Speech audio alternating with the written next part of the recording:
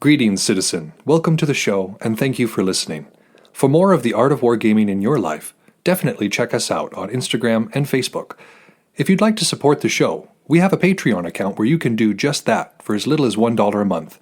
What we can offer will expand as the show does. If you don't have extra funds but would still like to help us out, you can give us a like, share, or 5-star review wherever you listen to podcasts. Want to get in touch? Feel free to message us or hit up our email, artofwargamingpodcast@gmail.com. We look forward to continuing the conversation with you because we know the world is vast, with many different ideas on tactics and strategy that can be applied to the games we enjoy. You're listening to the Art of Wargaming on the Ear Firm Network.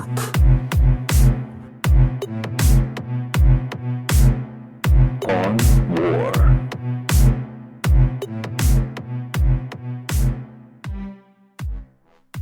Welcome to the Art of Wargaming on the Earworm Network. I am Malark. Today we're going to be discussing offensive battle. But before we get into that, I wanted to say welcome back to all of you listeners who have been with us the whole time. I understand that it's been a while since we've put out some material, but I hope that we're going to be able to be more consistent about that now that we've kind of got a few things figured out in the production side of things. So, what else is new? For those of you watching on YouTube, you may not have been with us this whole time. This is an episode pretty far into this, so if you want to go back and listen to the 100-plus episodes that we've done on this podcast, it'll catch you up to where the rest of us are, and those should also be found on this YouTube channel. And for those of you listening to this as just a podcast, I want you to know that we're now going to be doing it on YouTube as well. So if you prefer to have somebody to look at while you are doing this, I will try to provide a fair countenance. So, what's going on in the world of wargaming right now? Well, I have been very much enjoying the Votann. They're an amazing group, and they are really taxing my acumen. To be honest, I've had a 7-game losing streak at this point, and I normally don't blame my dice, but my dice have been kind of screwing me over. Not to say that my opponents haven't been playing very well, because they have, but there's something to be said for luck when it comes to this. Luck when it comes to any game, especially dice games. But I'm learning a lot. I've been moving with a more mechanized infantry-looking idea, because Votann, being space dwarves, are a little more slow than everything else. And so putting them in vehicles, putting them inside transports that can get them where they need to be on the board, has proven extremely effective. But also effective is making sure that I've got enough movable support to go with them. So I'm putting in bikes, I'm going to be using Jaegers, and really just trying to go for field control, because that's something that Votann kind of naturally lack. But I'm trying for it. We're getting them all painted up. I want to put those up as soon as I have them up. I'll kind of showcase them a little bit. But yeah, so I'm very much enjoying Votann, and I'm very much enjoying playing these games, despite the fact that I'm losing. Because when we lose, we have a lot to learn from the experience, as long as we don't let ourselves get on tilt because of a loss. As you may know, when this episode comes out, there are some new detachments available. They've been kind of releasing them all throughout December, Games Workshop. And there have been a few that come out that are interesting.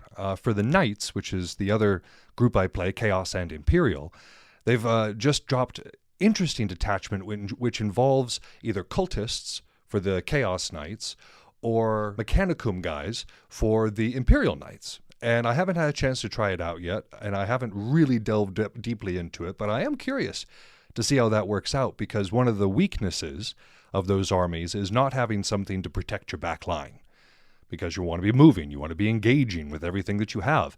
And so when we have something small, some chaff, if you will, whether it be Skitarii or whether it be cultists, that means that we can still control the backline while we move forward. We can put them in positions where a knight would be wasted, but a little unit that doesn't cost a whole lot and can probably fill a slot that is usually left in a knight list, well, that's entirely possible. And so, like I said, I'm looking forward to trying these out. I'll let you know. I'll smack the microphone first for good measure. But I'll let you know how it goes. And yeah. I hope that you're enjoying these releases, those of you who are Warhammer players, because it looks like a good way to kind of mix things up for those of us who don't have codexes yet. The Knights codexes haven't dropped as of the time of this recording. The Votann codex is not even been talked about yet, so who knows when that one's going to come out. Moving on a little bit, the last thing I want to talk about is the war in Ukraine. I know that it is a rather depressing topic and rather controversial topic at this time, but we cannot stress enough how important this one is for geopolitics, that all the world players are currently involved there, and it actually demonstrates some of the things that we were talking about in previous episodes. If we go back to the episodes that we discussed Abu Bakr Naji, for instance, he talked about the need for external help. Whenever you've got a smaller force or a irregular force, which the Ukrainians are not, but they are a smaller force, there needs to be outside help. And that's been coming in large quantities from the EU, from America, but as of right now, the drone materials that we've been using, which are from China, are starting to be cut off. And that's going to be affecting the drone ability there in Ukraine, because drones have played an amazingly important role when it comes to the warfare there, more so than I would have ever thought. And so by choking that particular supply, China is doing Russia a huge favor. And we know that North Korea is already involved in there, and we know that, of course, Russia's pulling in as much as they can, but the attrition rate that is taking place on the front line is really quite disturbing. Say what you will about the Russian leadership, but those soldiers who are being tossed into this meat grinder, meat wave tactics, as one of the people I watch, Denis Davidov, would say. So we'll keep it updated on that. We're going to continue watching it. We're going to continue trying to figure out what's going on there, especially with a new presidency coming in here in America, which will affect the supply and the support that is able to be provided to Ukraine. So we're going to be continuing to cover that. January is going to be a very, very, very interesting time. Well, I think I've rambled on long enough, so let's get to the meat of this, the reason you're all here, and let's talk about offensive battle.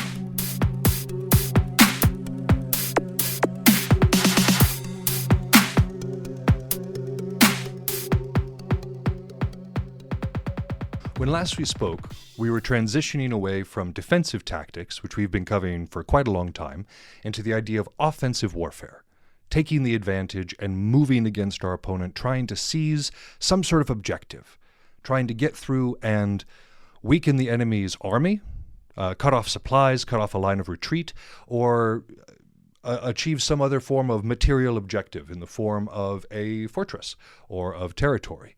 These are all parts of offensive warfare. But let's start to talk about this in terms of the destruction of the enemy, because that is one of the objectives that we have in warfare. Of course, it is not the main objective most of the time. The main objective is to achieve something else, and the destruction of the enemy becomes important after a certain amount of time. So when we look at this destruction of the enemy, we have to understand that it is a means to an end. And there are 4 things that we can do when moving into this.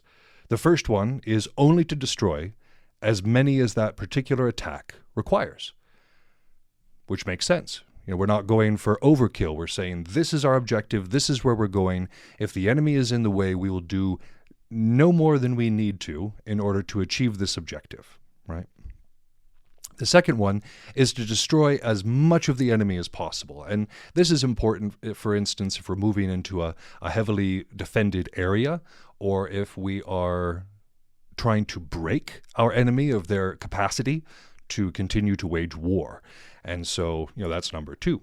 Number 3 is to spare our own forces as the main aspect. And you might think, wait a second, how is that destruction of the enemy? Well, when we're considering the destruction of the enemy, when we are thinking about how we're going to move forward with this, we're also keeping in mind sparing our own forces as much as possible. And this can be done for several reasons. It can be done because we have an inferior force that we're trying to protect. It can be because there's a particular strategy that we're moving towards that is only possible if we have a certain superiority of numbers. And of course, this should also be just a general goal every single time when we're dealing with the idea of our armies. And then lastly, only seeking the destruction of the enemy when favorable opportunity presents itself. And again, we often do this if we don't have that pure superiority in some way, either in numbers or in equipment or in training or something along those lines. And so when we're not necessarily in a position of pure superiority, this one works because we are still seeking the destruction of the enemy, but we're going to do so by waiting. We're going to do so by trying to draw the enemy out, to try to put them in a position where we can have an advantage, or simply wait for the enemy to make a mistake, because oftentimes we will. And if we've got good enough intelligence, if we've got good enough reconnaissance, then that should be something that we're easily able to spot. So these are the four things, the four means to the particular end of destruction of the enemy. And this destruction can take place one of two ways: direct or indirect. Direct is what we're going to be discussing for the rest of this episode, and it involves attacking, of course, the enemy's forces. But indirect destruction of the enemy's forces can come from capturing their fortresses, keeping it so that they don't have any place to rest or resupply. We can move against their line of retreat. We can move against a critical asset in terms of a magazine or a town. So indirectly, we can also destroy our enemy, just not in the same way that we would normally think. And it would usually take longer, and it's not as flashy or as dramatic as having a climactic battle, but it's still possible. Now let's move back into this direct kind of idea when we're talking about offensive battle, moving towards and attacking our enemy. Previously, for those of you who have been with us for a while, we've been studying defense for a goodly long while. And in that study, we have been able to glean certain things about offensive strategy already, in terms of how we were thinking about countering it, in terms of thinking about how it was going to affect our particular plan. The things that we learned previously when we were talking about this particular topic was that our main goals include turning the line or envelopment. Those are the big ones that we're moving for in offensive battle. A main headlong attack is possible, but it often is the less economic in terms of the preservation of our forces than trying to get a oblique, turning the line, or to cause some envelopment. And that the offense, the attacker, has to make use of initiative. They absolutely need to make sure that the defender doesn't get to call the shots when it comes to this particular battle. So when we're dealing with what we already know from the defensive side of things, we also know that this initiative is extremely important, not only to get, but also to maintain. And of course, we now have to make decisions anticipating some sort of counteraction. And this counteraction comes from the fact that no particular strategy should be pure offensive or pure defensive. It should kind of combine a little bit of both. And so expecting our enemy, the defender, to stay in one place the entire time and let us dance around them until we find a favorable position it's not smart. We have to make sure that we think that our opponent is also thinking, because then we can try to outthink them. But to think that they are some sort of static object to be interacted with, no, that's going to lead to destruction of our own forces, which would violate that third part of the destruction of the enemy, the preservation of what we've got going on. Between turning a line and an envelopment, turning a line is the far easier one to do and far more economic in most situations to do. And often this is accomplished by coming at your opponent in an oblique. So instead of coming at each other like this, moving in two straight lines coming in, one is coming in kind of at an angle. And this angle means that we can concentrate the majority of our forces moving down against inferior sections of the opponent's force. And this can turn the line, shake them from their position, and potentially get us a rout, or we can do a pursuit of some sort. And so we come in with this oblique front, but that means we have to have a good position. That oblique cannot be done obviously through walls, it cannot be done through buildings, it cannot be done through mountainous areas. There has to be an advantageous way to do the oblique. Otherwise it just won't work, because there has to be that concentration of forces in order to turn the opponent's line. And remember that the defender is going to seek to draw out this fight. That is another thing that we learned previously, is that it is in the defender's best interest to prolong the combat, to prolong the conflict as much as possible. But we as the offender, we as the attacker, need to have it in our mind to end it quickly. That's the idea. The longer it takes, the more time that we're giving our opponent to reset or to maneuver in a way that is going to be disadvantageous to us is not good. And so going back to the idea of maintaining that initiative, we also need to make sure that we are hastening this, that we're using that initiative to speed up what's going on. And when we're talking about pursuit, that was another one that we covered in previous episodes, it is far more important for the attacker to engage in pursuit than it is for the defender. The defender can break the opponent and kind of send them on their way, and pursuit might be somewhat necessary, but it is a focus for the attacker because it means that the defender can be harried. It means the defender will no longer have the ability to rest and kind of recuperate what's going on. And so we as the attacker need to make sure that we harry that defender at every possibility if we're able to break them from any given position or win a battle against them. So let's first talk about attacking a defensive position. Now we've covered how a defender will try to draw us into a bad place, set up their defensive position in a way that any approach is going to put us at risk. It's going to be an issue. And so they're trying to put us in a disadvantageous place or just blunt the advance in general. And we need to anticipate this. Again, we can't imagine that the defender isn't trying actively to disrupt our plans. But when we talk about a defensive position, most defensive positions are weak in some way or another, which is why we need to analyze a defensive position for weakness. Again, this can't be done on a long period of time because we're trying to hasten this through. But if we've got eyes that see, if we can do a nice coup d'eil, as it were, we might be able to see where these weaknesses, these inferior points in our opponent's defense, because not every defensive position is a completely prepared position. When we're talking about defensive positions in the last couple of episodes, the defensive episodes that we were doing, we were kind of doing so with the idea that the defender was going to have time to fortify, to dig trenches, to put up spikes or palisades or some sort of other obstacle that we would have to go through, some sort of kill zone even. But a lot of defensive positions are hastily prepared or not really prepared at all. And so this is another thing that we need to make sure that we are actively analyzing, is whether or not our opponent has a good position or a good-ish position, because that's going to influence what we do here. And even though we are on the offense when we're doing this, we don't necessarily have to attack our opponent.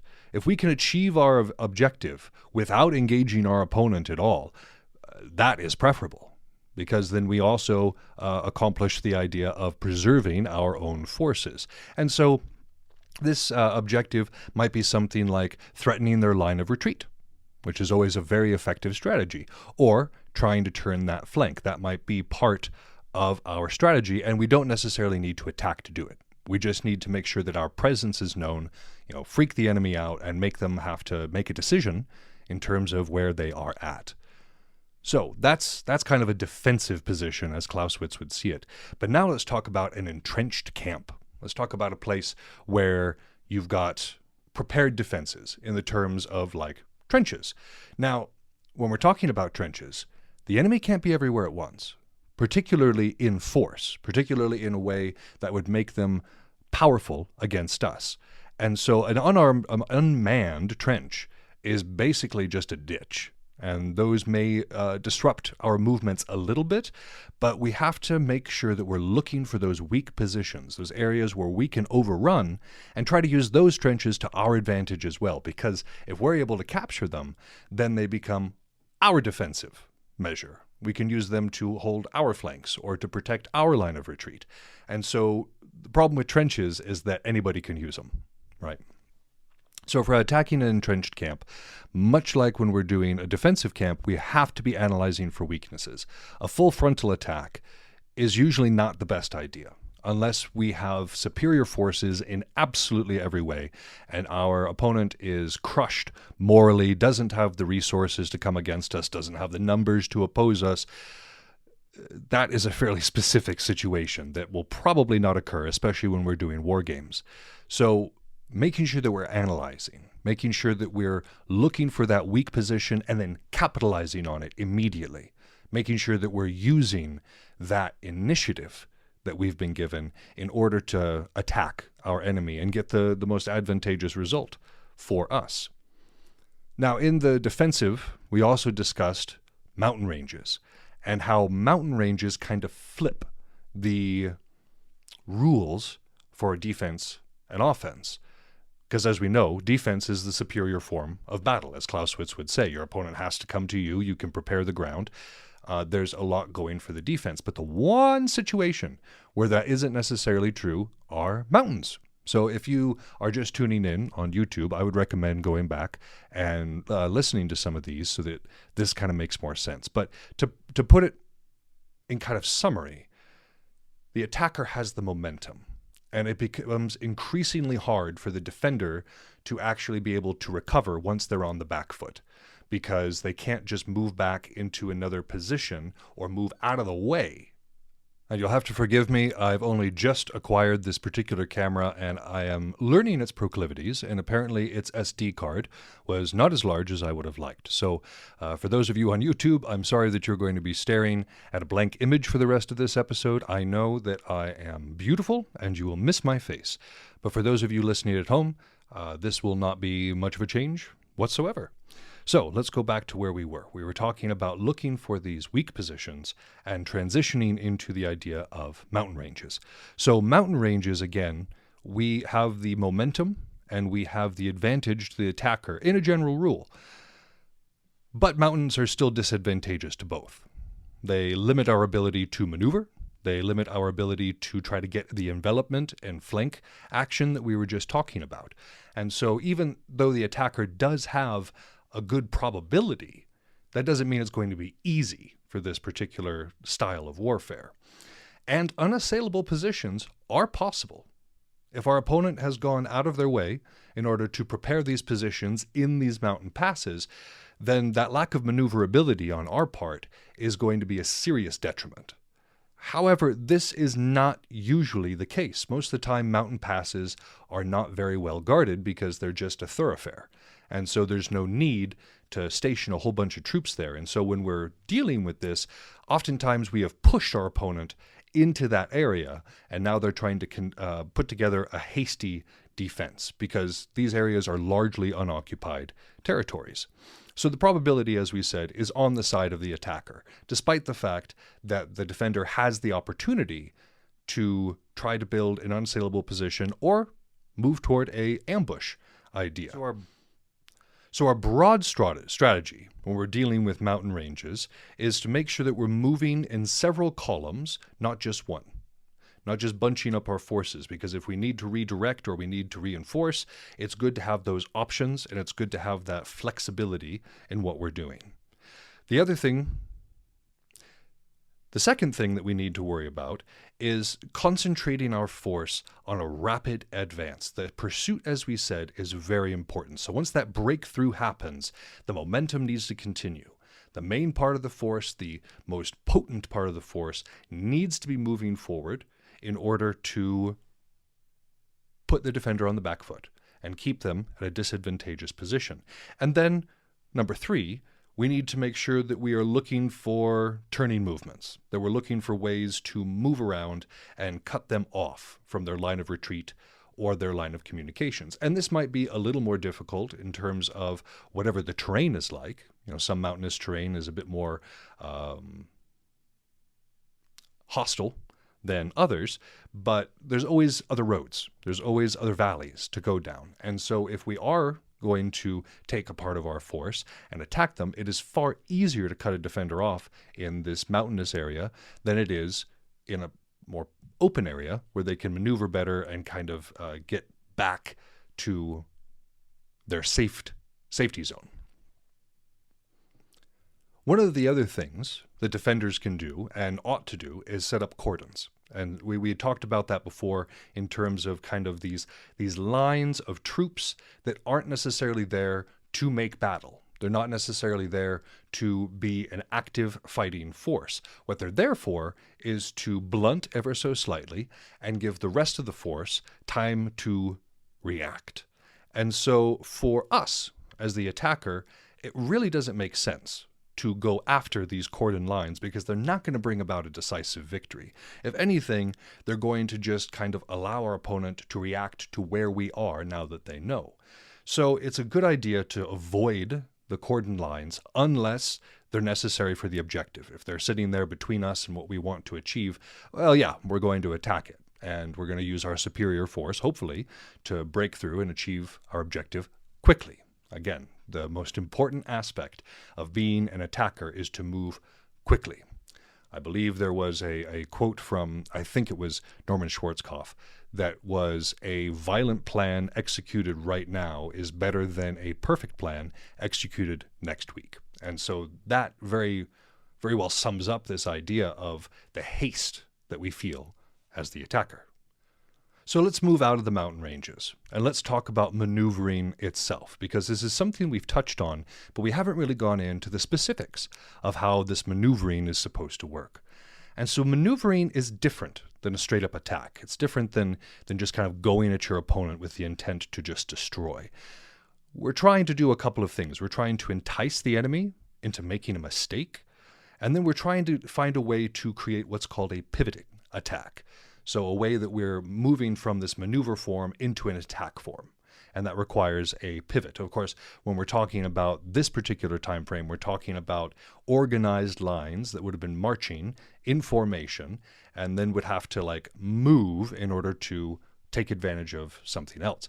We're not necessarily dealing with that large of a force, at least if you're somebody who plays Warhammer or you play Bellegarth or something of an equivalent, but we're still looking for ways to move aggressively in a certain direction and then use that movement to capitalize and move against our enemy in a more effective manner. So let's talk about the objectives when it comes to maneuver. We got 5 of them. The first one, and the most important one, is trying to cut the enemy off, trying to keep them from going where they want to go and threatening them where they are. And so this kind of goes into our second one, which is disrupting the junction with the other columns, making sure that this army cannot function together. One of the things I see all the time in Bellegarth is that if you've got 2 strong flanks, they'll start moving in different directions, both sides thinking that they're going to turn the flank, but leaving a big gap in the center. Now, as an attacker, it is a good idea to hit that gap and make sure that those 2 forces are not able to link back up, are not able to support one another, because that means that we can use superior numbers against inferior numbers, and that's the ideal. The third one is to threaten the line of communications. And this is important because it disrupts their ability to talk to their general, talk to their president or king or whoever is kind of running the show there. It makes it so that it separates them from the other parts of the army. And this is different than disrupting the junctions. Right? This is different than just forcing them apart and hitting that hard. We're talking about simply threatening those lines of communication so that these various forces have trouble communicating with one another. The fourth one is to threaten that line of retreat. And we often think of the line of retreat and the line of communications as being the same thing. But the line of communications is going to be kind of a web. It's going to be moving between the forces. It's going to be moving between the civil authorities. There's going to be a lot going on when it comes to lines of communications. But a line of retreat is more specific. It's some place that an army can specifically go to get away. And sometimes that's going to be limited. And so if we can go after their line of retreat, that's going to threaten their position and force them to make a mistake or to come at us where we want them to be. And then the fifth one is to attack isolated posts with superior forces. And this kind of harkens back to what I was talking about for the second point, where you're trying to separate your opponent and destroy them piecemeal with a larger force, because this is a good way of preserving our own numbers while making sure that we are taking out the majority of our opponent's forces. When we're doing maneuver, however, it is of vital importance, paramount importance, that we have a detailed knowledge of the bridges and the roads in the area, depending on the terrain, because not every battlefield is going to be perfectly flat, perfectly open, and with the ability to maneuver as you like. Knowing where we can and cannot go, knowing where maneuver is going to be easy and where it's going to be hard, is extremely important. And that knowledge comes from knowing where these thoroughfares are, where the ways of movement are. And so either having some fantastic reconnaissance or having local guides that are able to guide us, of course, in a manner that is most effective, that is extremely important when we're considering the idea of maneuver. And a successful maneuver isn't necessarily the same as a successful offensive attack. A successful maneuver gains possession of something. It gains possession of land. It gains possession of a magazine. It gains possession of just an objective in general. That's the idea of a maneuver.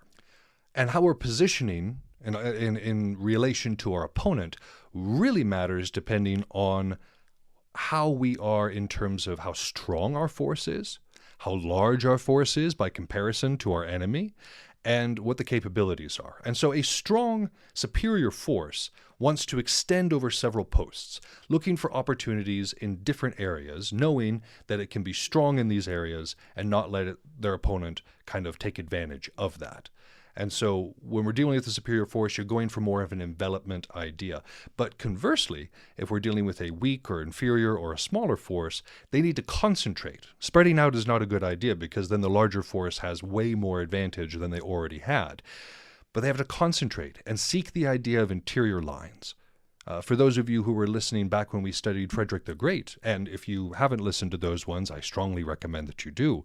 Interior lines means that we can take a smaller force and be multiple places at once. And so this idea of an opponent trying to get around us, if we've got this interior lines, not only are we protecting our line of retreat and our line of communication, but we are also making sure that we have the ability to punch where we need to punch and recover where we need to recover without stretching our forces out to an ineffective degree. Now, unlike Napoleon, Clausewitz says that there are no true maxims when it comes to maneuver. There's no rules that are going to work every single time. And I wish I could tell you those. I wish I could say that, hey, these are the secrets to maneuver. Do it every time and you're going to win. Well, I can't do that. However, when we're looking at a commander who's going to be making these decisions, somebody who's going to be trying to use maneuver, they need to have certain capabilities. They need to have certain qualities that will make it possible for them to do this, make it possible for them to have the coup d'etat in order to see where these opportunities might be and see what they need to do. And so these needed qualities are energy, number one. We talked about haste. We had talked about taking the initiative. This cannot happen unless we have a commander who is actively engaged and energetic when it comes to the situation. Precision is also extremely important. Being sloppy, being all over the place, not having a clear objective is not something that we can do if we're doing maneuver. There needs to be a precision when it comes to it. There also needs to be order. The commander needs to have fostered a state of order in their army so that they know where everything is, everything has a place, everything has a purpose and a function.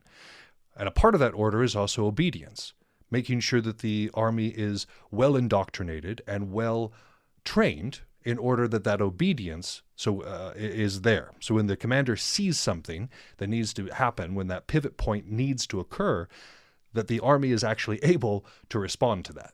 So making sure that that order and obedience is there is absolutely important. And then that commander also needs to be intrepid. They need to be bold. They need to be willing to take those risks, have those chances in the air, and still make those decisions without being overly stressed about it. And so these needed qualities for good maneuver, energy, precision, order, obedience, and being intrepid are vital. And even without the maxims, even without the ability to say this is precisely what we need to do in order to precisely achieve our victory, if we are a commander that has these qualities, then we are going to be far more likely to be able to analyze the situation in the moment and understand what we need to do. And so if you find yourself lacking these qualities, there are ways to train. Energy. That's a matter of just making sure that we're involved, trying to make sure that we are as engaged as possible in the situation, whatever that needs. If you just need a little bit of extra training, outstanding. If you need some caffeine, go for it. But whatever it is, we need some energy. The precision comes with training. The precision comes with understanding our capabilities and knowing exactly where to apply them. And so this is something that comes with practice. Order. We need to make sure our minds are ordered. We need to make sure that our techniques and our strategies are ordered and that we know exactly what we're doing. Obedience, not necessarily as important to us as a war gamer, but obedience to the rules of war, obedience to the ideas that our army, our fighters, are capable of such things. And so we have to be somewhat obedient to just the way the situation is. And then intrepidness, we can always work on that. We can always try to make ourselves bold, try something new, build up our self-esteem to the point where we can be intrepid. And so these are not qualities that you necessarily need to be born with. We can also train and acquire these qualities as we go along. Our last section that we're going to talk about today is the attack of morasses, inundations, and woods.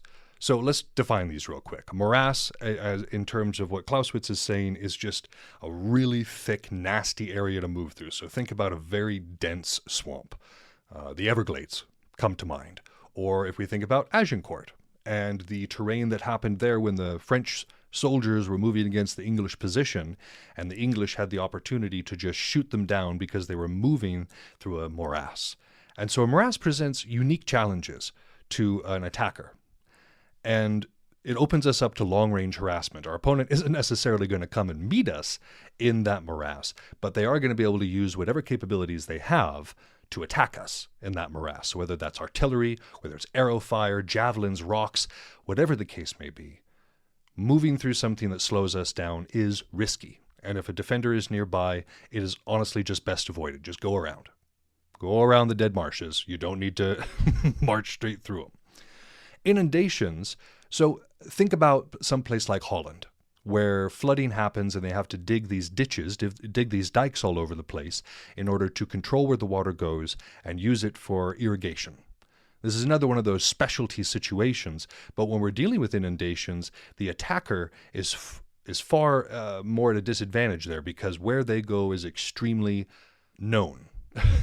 You can't surprise a defender. There's only so many ways across these. Now, that advantage is taken away in the winter, when everything freezes over, presumably, at which point an attacker can just move their forces over it. So inundations, depending on the time of year, depending on how full they are of water, oftentimes they're going to favor the defender. And lastly, let's talk about woods, because this comes up not only in physical wargaming, but also tabletop wargaming. It is difficult to know exactly where our enemy is. A defender also has an advantage when it comes to the woods because they are able to know what's going on and position themselves, whereas we're moving into that territory. And so there's an ambush potential when it comes to moving through the woods, just not knowing where the enemy is. So when we're doing woods battles, when we're trying to move into that area, we must either divide into isolated detachments, which means that we're not able to necessarily support each other, but we're able to have better board control, as it were, or field control and understand maybe a bit more about where the enemy is, or we need to make sure that we concentrate our forces. And when we do that, we have less knowledge of the area around us. And so woods, even though we have to fight in them sometimes, or even though I go to an event someplace and they have woods battles, we need to make sure that we're taking this into account. Just because we are moving through a morass or an inundation or the woods doesn't mean we are guaranteed a loss. Now, these are not things where it's like, well, if you do it, you're going to lose immediately. It just means that we're going to have a much harder time getting through there. So that's our episode for today. I appreciate you all for tuning in and sticking around for us. Those of you who are new listeners, again, welcome. Hit that like or subscribe button so that we can start getting back into the algorithm with more of the Art of Wargaming. That's our show. Thank you so much for listening. If you haven't had enough of the Art of Wargaming in your life, you can find us on Facebook and Instagram, where I occasionally post funny and educational memes. If you want to get in touch with the show directly, you can email us at artofwargamingpodcast@gmail.com with any questions, comments, or concerns that you might have. Also be sure to check out all of our sister shows on the Earworm Network, including General Nerdery, Word Balloons, Fried Squirms, and more. We're working hard on having something for everyone. And again, you can find those at earworm.com. That's EARVVYRM. You can also find that in the show notes. But for now, this has been Yaga Malark, signing off.